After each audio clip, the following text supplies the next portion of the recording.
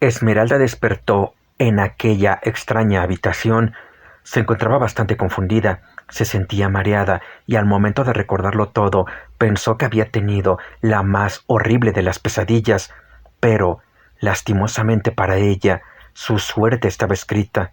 La moneda había sido echada y tristemente ella había perdido, pues el resultado fue su cruz y precisamente sentenciada por una cara conocida. Su terror fue tan grande que la voz se le quedó estrangulada en la garganta después del impacto de ver sus extremidades cercenadas, su cuerpo lleno de torniquetes y la sonrisa de placer en la cara de su tío Dan. Una mezcla de asco, horror, desconcierto y repugnancia se apoderó de ella. De nueva cuenta, comenzó a llorar, balbuceaba y no daba crédito a todo cuanto acontecía a su alrededor. Desconcertante, ¿no es cierto? No entiendes nada, ¿verdad? No te preocupes que ahora te voy a explicar todo. Te voy a contar una historia, la historia de Daniel y Alex, la historia de tu padre y tu tío. Pero primero te contaré solo la historia de mi vida. Presta mucha atención, pues me fastidia sobremanera tener que repetir las cosas, aunque me parece eso ya tú lo sabes. Mi madre quedó viuda cuando yo contaba apenas 6 años. Mi padre nos dejó en el más triste desamparo, pues nunca tuvo seguro, ni mucho menos un trabajo fijo. Mi madre tampoco tenía un trabajo estable, así que solo nos teníamos ella y yo. Y bueno, mi hermana, aunque por aquel entonces aún se encontraba dentro del vientre materno. Fue una época terrible, pues mi madre tuvo necesidad de conseguirse un trabajo. Aún así, en su condición, yo no podía ir con ella, como era de suponerse, así que me dejó encargado con una vecina, la vecina del 21, aquella mujer que pasaba toda la mañana en casa. Pero Daniel hizo una pausa con un gesto de asco, remarcando sus facciones. Bueno, huelga decir que pasaba toda la noche fuera de casa. Meretriz sería la palabra más educada para enmarcarla. En fin, que no existía otra persona con la paciencia suficiente para resguardar a un mocoso pequeño y además tomarse el tiempo de intentar educarlo. Dan soltó una carcajada mientras pronunciaba estas palabras. Intentar educar a alguien con apenas conocimientos básicos de la vida, a un crío que apenas podía entender lo que ocurría a su alrededor, que no entendía por qué su padre no volvía desde aquella lejana salida mañanera, un pequeño que no sabía por qué su madre lo abandonaba cada mañana y lo dejaba en compañía de aquella desconocida que tenía un olor muy particular, y encima en una casa donde no había juguetes. Sin lugar a dudas, aquel no era un sitio adecuado para ser educado, pero debía reconocer que aquella mujer hacía un intento algo infructuoso porque el niño no descubriera su obvia profesión. Así transcurrió un año, y tras la llegada de mi hermana todo fue un poco más llevadero, pero aún así todo seguía igual. Mi madre tenía que trabajar y nosotros quedábamos al resguardo de aquella mujer. Yo podía entender un poco mejor las circunstancias, pues mamá me explicaba nuestra situación y me rogaba que ayudara con el cuidado de mi hermana. ¡Demonios! Como si un niño pequeño fuera capaz de cuidar a un bebé. Yo hacía mi mejor esfuerzo, pues quería mucho a mi hermana. Solo estábamos ella y yo en el mundo, pues mi madre solo vivía para dormir y relevar a nuestra improvisada niñera. Cierto día, Ángela, pues así se llamaba la niñera, regresó del trabajo sangrando. Se escucharon ruidos fuera de la casa. Mi madre me pidió que me quedara con mi hermana y no saliera por ninguna razón, mientras ella se puso el camisón y salió a asomarse para ver qué ocurría. Ángela se sujetaba el estómago. Al parecer, alguien la había herido. Mi madre salió y la tomó por el brazo, intentando que se apoyara en ella y ayudándola a entrar en su casa.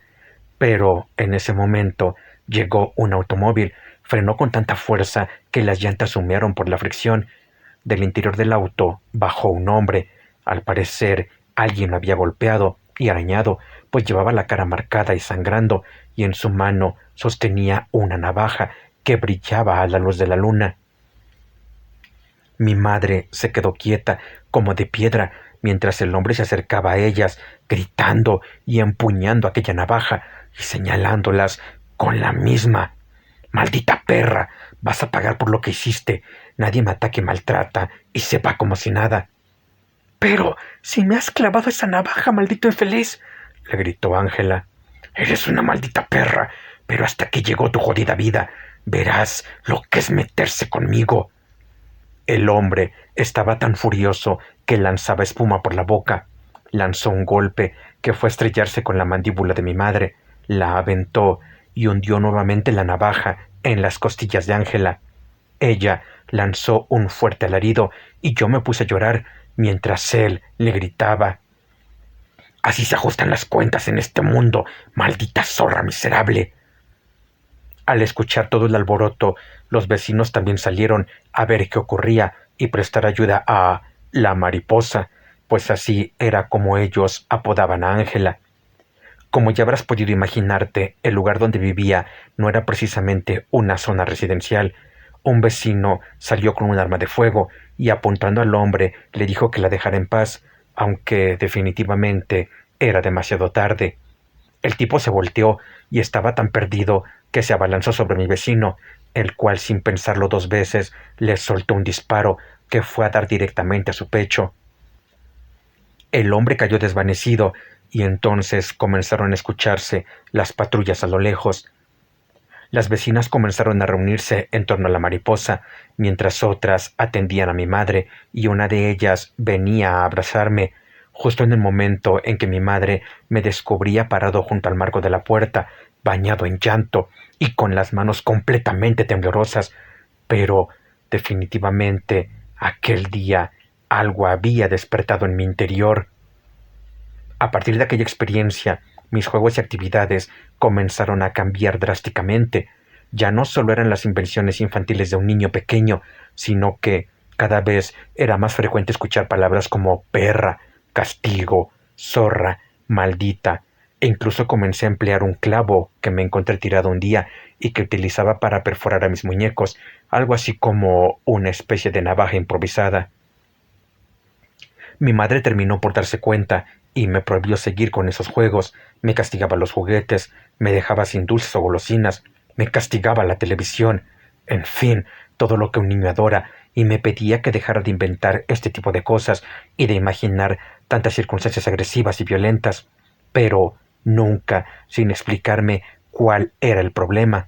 Por esa razón, yo siempre volvía a repetir mis actividades. Los juegos infantiles se convirtieron en captura de moscas, abejas y todo tipo de insectos. Les quitaba las alas, las patas e incluso la cabeza. Los picoteaba con mi clavo y algunos incluso llegué a quemarlos.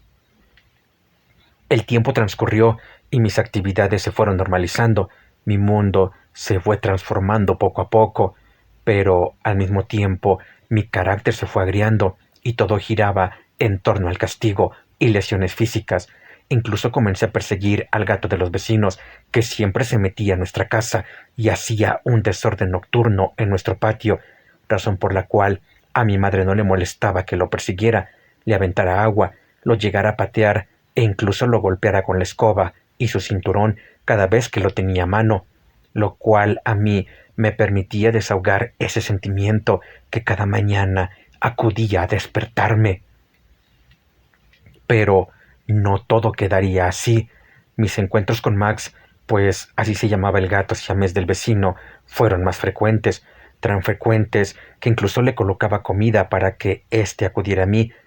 Cada encuentro iba incrementando poco a poco de intensidad, hasta que, finalmente, un día, en uno de tantos encuentros, le coloqué un sedante lo suficientemente fuerte como para dejarlo aturdido, pero sin que llegara a perder el conocimiento, lo cual aproveché para azotarlo con una manguera que encontré tirada por el patio y con la cual mi madre acostumbraba a regar sus plantas debido a que ella se había llevado el cinturón.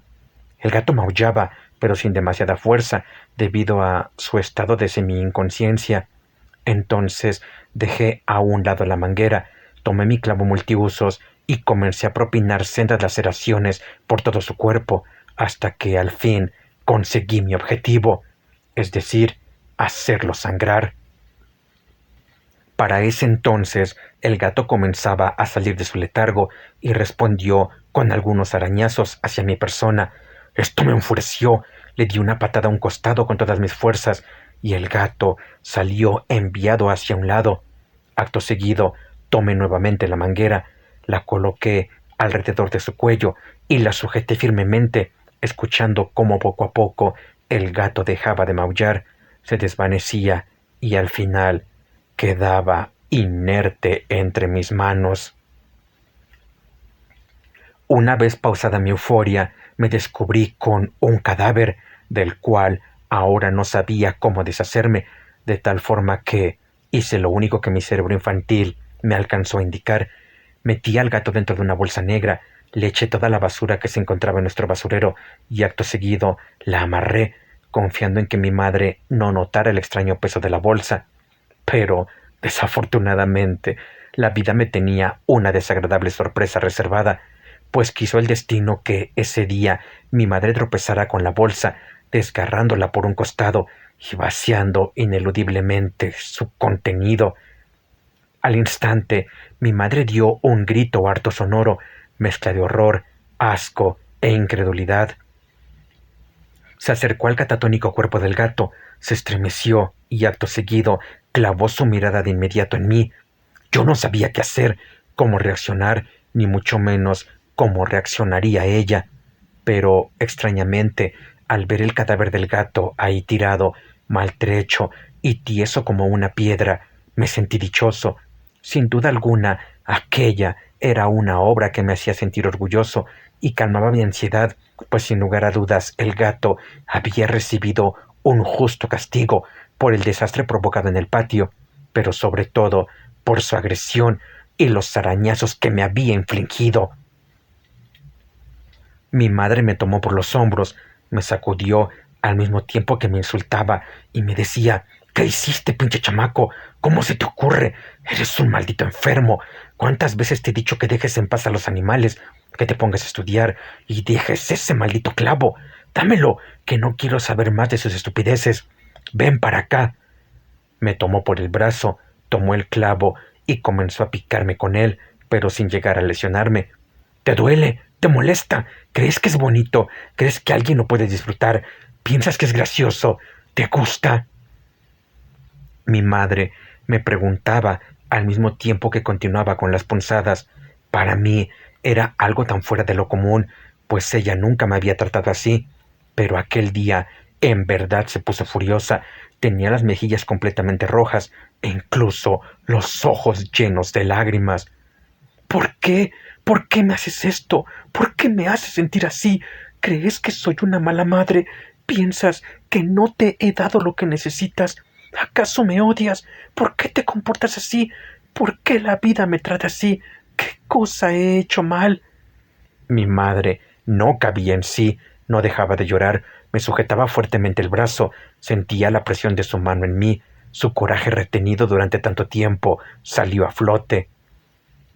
Eres igual a tu padre, jamás piensas en mí, no te preocupas por lo que puedas sentir, no piensas en el futuro, en tu porvenir, ni mucho menos en el nuestro, en tu hermana, la familia. Estamos solos, totalmente abandonados en el mundo. Y tú haciendo estas cosas, ¿qué le diremos a los vecinos? ¿Con qué cara voy a decirles que su estúpido gato vino aquí y mi hijo enfermo lo asesinó y lo metió en una bolsa? Lárgate de aquí, métete al cuarto y no salgas hasta que yo te lo diga.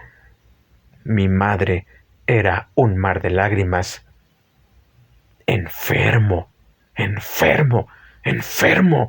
Esa palabra no dejaba de dar vueltas por mi cabeza. Yo no pensaba que fuese un enfermo, simplemente era algo natural. El gato merecía un castigo, así como aquella abeja que un día me había picado, aquella mosca que no dejaba de dar vueltas y molestarme mientras comía mi helado. Todos lo merecían. Yo no había hecho más que darle su justo merecido. Ella se la había buscado. Todos se la habían buscado, maldita sea. Pero ese día algo se rompió dentro de mí. No podía creer que mi propia madre no era capaz de entenderme. Me veía como un maldito enfermo e incluso prefería a los malditos vecinos por encima de su propio hijo. Dentro de mí comenzó a formarse un sentimiento de encono hacia mi madre. La odiaba, sentía una repulsión por ella. Nos abandonaba todo el día para supuestamente ir al trabajo. Me dejaba a cargo de mi pequeña hermana. No me llevaba a la escuela, ni me dejaba jugar con los chicos de la cuadra. Y aún así, deseaba que tuviera una conducta ejemplar. Quería que fuera un estúpido niño normal. ¡Maldita perra! Ella nos abandonaba a nuestra suerte todo el día, y aún así esperaba que yo me quedara como un imbécil niño de piedra, que no buscara una labor para distraerme o un hobby con el cual matar el tiempo infinito que transcurría entre su salida por la mañana y su regreso por la tarde. Pasaron los meses y el incidente comenzaba a perder poder, pero a cada nuevo mal comportamiento mi madre me recriminaba por aquel día, lo cual me volvía a recordar aquel grito: ¡enfermo! Todo ello me exasperaba y me hacía rabiar de coraje. Y para colmo, los dulces, la televisión, en fin, los pocos privilegios de los que podíamos disfrutar únicamente correspondían a mi hermana, pues ella, la niña hermosa, la pequeña perfecta, ella, que todo lo hacía bien, era la única que merecía poder disfrutar de aquellos momentos de diversión. Esa fue la principal razón que me hizo cometer el peor de todos los crímenes que he cometido en mi despreciable vida.